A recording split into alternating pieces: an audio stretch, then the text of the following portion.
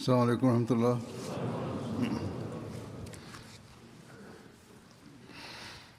أشهد أن لا إله إلا الله وحده لا شريك له وأشهد أن محمدا عبده ورسوله.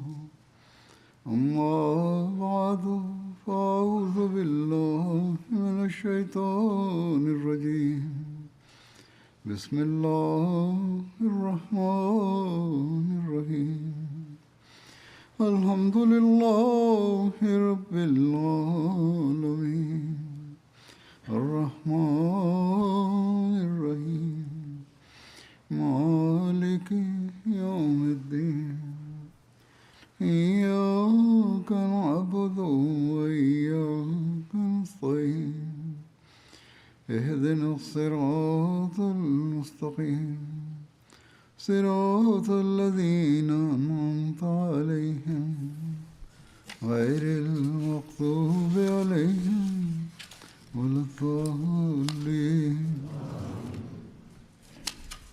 امروز خطبه عید را نیز ایراد کرده‌ام، بنابراین اکنون خطبه کوتاهی ایراد خواهم کرد.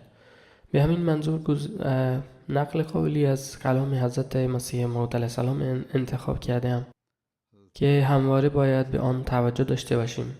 ایشان علیه السلام می‌فرمایند هرچه روابط یک مؤمن با دنیا گسترده تر می شود، به همان اندازه وسیله‌ای برای ارتقای درجات معنوی او می شود. زیرا هدف نهایی او ایمان است. حتی روابط دنیوی او نیز نیکو و گسترده است. تنها به این دلیل است که هدف آنها دین است. به عبارت دیگر، هدف از روابط دنیوی باید خود دین باشد. این نشانه یک مؤمن است. و ثروت و افتخار دنیا خادم ایمان می شوند. بنابراین اصل واقعی این است که دنیا نباید خود یک هدف باشد، بلکه هدف اصلی در کسب دنیا باید ایمان باشد. یعنی حتی اگر ثروت دنیوی به دست می آورید، نیت باید این باشد که ایمان ما قوی تر بشود و بتوانیم به دین خود خدمت کنیم. اگر اسباب دنیوی کسب می کنیم، باید برای ارتقای ایمانمان باشد، نه با درگیر شدن در اعمال نادرستی که هم دنیا و هم آخرت ما را تباه می کند. بلکه باید به گونه‌ای کسب درآمد کنیم که آخرت ما را نیز زینت ببخشد و ایمانمان را هم تقویت کند. ایشان علیه السلام در ادامه می‌فرمایند دنیا باید به گونه‌ای به دست بیاید که خادم ایمان شود. به عنوان مثال، وقتی انسان از جایی به جای دیگر سفر می‌کند، با خود مرکب و توشه راه می‌برد. با این حال هدف واقعی او رسیدن به مقصد است، نه خود مرکب یا توشه سفر. همه این موارد تنها برای این همراه برده می‌شوند که سفر آسان تر شود، تا فرد بتواند به راحتی سفر کند و به مقصد مورد نظر برسد، نه برای اینکه صرفاً در طول راه مشغول آنها شود. ایشان علیه السلام در ادامه می‌فرمایند به همین ترتیب انسان باید دنیا را کسب کند، اما تنها با در نظر گرفتن آن به عنوان خادم ایمان. خداوند متعال این دعا را آموزش داده است که ربنا آتنا فی الدنیا حسنة و فی الآخرة حسنة و قنا عذاب النار. یعنی پروردگارا، هم نیکی این دنیا و هم نیکی آخرت را به ما عطا فرما. حضرت مسیح موعود علیه السلام در توضیح می‌فرمایند که وقتی خداوند متعال این دعا را آموزش داد، پروردگارا در دنیا به ما نیکی و در آخرت نیز نیکی عطا بفرما، در اینجا ابتدا از دنیا یاد شده است. اما منظور کدام دنیاست؟ نخست دنیا را ذکر می کند، اما چرا و به کدام دنیا اشاره دارد؟ این به نیکی این دنیا اشاره دارد که نوعی وسیله‌ای برای نیکی در آخرت می شود. دنیایی که پس از دستیابی به آن در آخرت سودمند واقع شود. باید در این دنیا چیزهایی به دست آوریم که منجر به نیکی در زندگی اخروی شود، نه اینکه باعث شرمندگی و پشیمانی در آخرت گردد. اگر انسان کاملا فقط غرق در دنیا شود، ناگزیر در آخرت با پشیمانی مواجه خواهد شد. ایشان می‌فرمایند از آموزش این دعا به روشنی فهمیده می شود که یک مؤمن هنگام طلب دنیا باید نیکی آخرت را در نظر داشته باشد.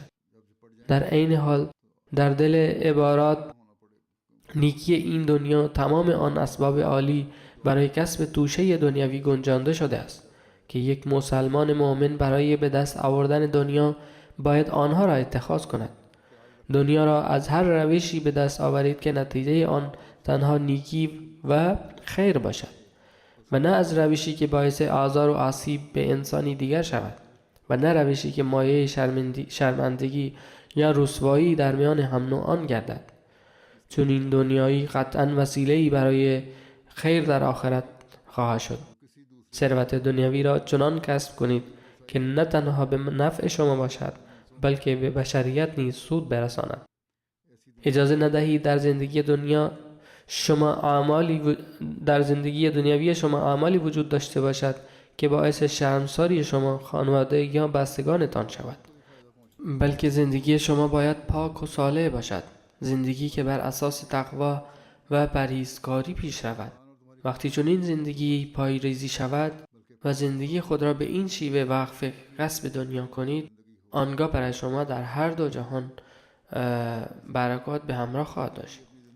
بنابراین امروز هنگامی که دنیا به طور کلی غرق در پیگیری اهداف و منافع خویش شده است و هنگامی که به منافع شخصی اولویت داده می شود، اگر به ملت ها نگاه کنیم، آنها تنها نگران مردم خود هستند و نه بشریت به عنوان یک کل. با غرق شدن در این نگرش در واقع اسباب نابودی خود را فراهم می کنند. در چنین شرایطی ما باید توجه خود را به سوی طلب برکات دنیا و آخرت از خداوند متعال معطوف کنیم. در این شرایط لازم است حتی بیشتر بر این امر تمرکز کنیم تا بتوانیم هم زندگی دنیوی و هم آخرت خود را اصلاح کنیم و از هر گونه مصیبتی محفوظ بمانیم. همانطور که اشاره کردم، دنیا به سوی گودال نابودی پیش می رود. خداوند متعال ما را از آن محافظت بفرماید. خداوند متعال ما را قادر سازد تا اعمال خود را بهبود ببخشیم. توفیق دعاهای خالصانه را به ما عطا بفرماید. همانطور که پیشتر در خطبه اشاره کردم، خداوند به ما این توفیق را عطا فرماید که به راستی به این برکات دست بیابیم. ما را قادر سازد بهترین دعاها را به جا آوریم و آنها را نیز مستجاب بفرماید.